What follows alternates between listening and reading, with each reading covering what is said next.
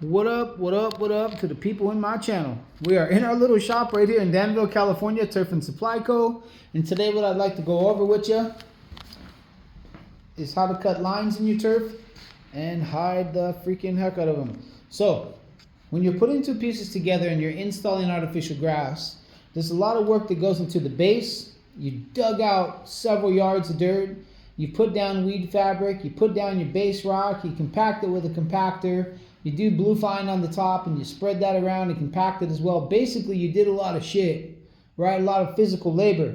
And now it's time to cut your lines. Now, if you could see a big, ugly, obnoxious line, that's what separates the amateurs from the professionals, and that's what makes your lawn look kind of weird. Like if you got a beautiful product that you selected from a store or from whoever's selling it to you, you know, and you install it in your house, you don't want to see that line because it's just going to make it look fake, and we all know this. So I want to stress to you the importance of how to cut your lines, how to do it properly, and how to finish your install, because that's what really counts. That's what makes your yard look beautiful. When you put two pieces of turf side by side together like this, well, let's say they're facing the other way, and you got the grass like this, okay? These are two different turfs, so don't go judging me here, all right? The first thing you want to do is you want to fold one back over. You want to cut it like an S, okay? You want to cut it like an S.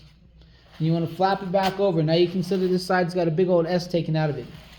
Make sure that you have 4 to 6 inches on the piece that you're marrying together so that you can trace that pattern. Because if you don't got 4 to 6 inches on each side, it's probably going to show and it's going to look all weird. You want to put the second piece on top of the first one that's cut out. You want to nail it on the back side so this thing doesn't move. You want to pinch it with your hand here. Make sure you got it nice and tight, and you want to use a long knife. And you basically look and see where you got that first cut at, and you follow that pattern little by little. You don't have to go so fast. Little by little, and the end result is magnificent. So it's going to look like this. Now this is my showroom. We want to show different grasses. We have a different angle here. We try to show you which different ones will look in your house, how they'll look and all that stuff. So this one you're going to see my line because it's two different turfs. So don't you go judging me now. However, if this was the same turf and you cut that S seam out, as you can see right there, it'll blend it really well. And that's what hides your line in turf. Now, each turf roll is 15 feet wide. Okay, so that's not something you can get around. You can cut the length to whatever kind of length you want, but they're always 15 feet wide. And if you don't got a lot of space, really quick, I'm going to show you how to marry these two pieces so that you don't see the line. On the end of any roll, I don't care which kind of grass you got or what have you, this thing's 15 feet wide and you're trying to lay it out across your yard. The ends, as you can see, are always really, really light, okay? It's not so fluffy. If you go in a little bit, the turf's extremely fluffy. And you want to make sure that you can blend this thing well.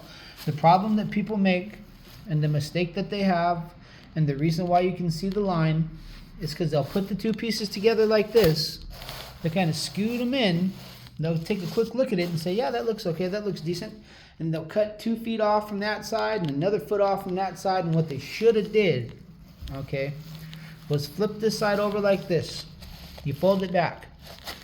On the side that you're going to be marrying, you want to go 1, 2, 3, 4, 5, what have you. 6 rows in. We always go 6. If you want to go a little bit less because you can't stretch the corners, whatever. Cut this one right up against that bead. Okay, make sure you follow that bead. You're doing it once. You don't have to rush. Ain't nobody clocking you. Take your time. Cut it straight. Go all the way down. Okay, so when it's done, kind of like this one's cut here, you got the bead showing. Okay, you flap it off. You probably have a little piece that's about that wide, and just throw that thing off to the side. Now the side that you're going to be marrying together, and this is kind of lucky that I got this like this here so I can, physically show you. You're going to do the same thing.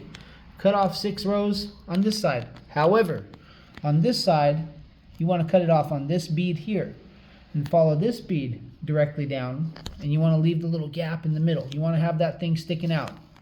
Kind of like that, but don't judge me because this came from the factory. It's not a good cut. It's not a straight cut, but that kind of gives you a visual example of what it looks like.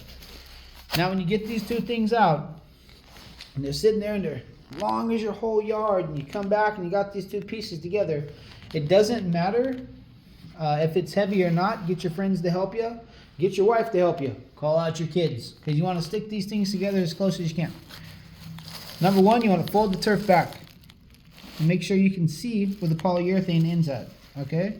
You want to see the little black part. This one too. Brush them blades black. Them blades are gonna fuck you up. All right? It's gonna make it so that it's not indicative of what it's really being. Make sure that the black is touching the black. Do not leave a gap. I don't care what your installer or landscaper told you. Do not leave any type of gaps in this thing whatsoever. Make sure this is touching. Okay? If you got a little excess on the top, you can cut it now. You can also cut the stuff off the sides, but don't you go cutting anything before you stick nails in this thing, at least like 3 to 5 every couple feet, to make sure this doesn't move where you're cutting the rest of it out. Okay? You want to nail your seam and make sure it's decently nailed before you cut the rest of the yard. Now, if you have parts sticking off this side, parts sticking off this side, that's fine. Go cut your perimeter. But the first thing you do, once you got everything cut, you put a couple nails in these seams here, is you want to make sure you stagger your nails in the seams. 1 and 1, 1 and 1, 1 and 1. Now, I'm not on the actual install. I'm just screwing around in my shop right now. I'm just trying to give you something real quick to give you the expert installation way on how you would hide a straight line. The first thing you nail is the seams. When you're done nailing your seams, and you got all your cuts made, and you got this big old beautiful pieced-in symmetrical shape that's in your yard, you can surround the perimeter with the nails, but not until you're done with your seams. Number 1, cut the lines. Number 2, throw away the scraps. Number 3, put the nails on each side of the seam. Make sure that thing don't move. Number 4, cut the parameter. Go around and cut the top off and the sides off, and you want to get it right up next to the, imagine we're cutting this piece of wood. You want to get it as close to that piece of wood as you can. It's cement or whatever's in your yard. Number 4, go around and nail the outside perimeters. Okay, make sure this thing's secure all the way across. How many nails are you supposed to put? Everybody always asks this. It doesn't matter. There's no like exact method.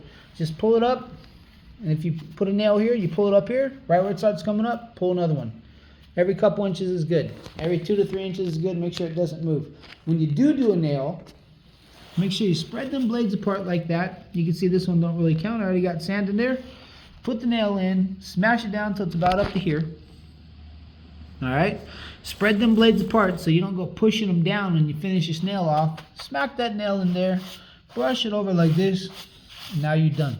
This is just a quick little guide and a couple installation tips so you don't go screwing up your lines.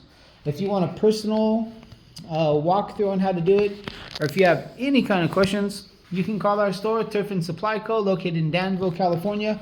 I don't care what state you're in. I don't care if you're the competition. I don't care if you're a homeowner. We don't care who you are. We'll help you. And that's it.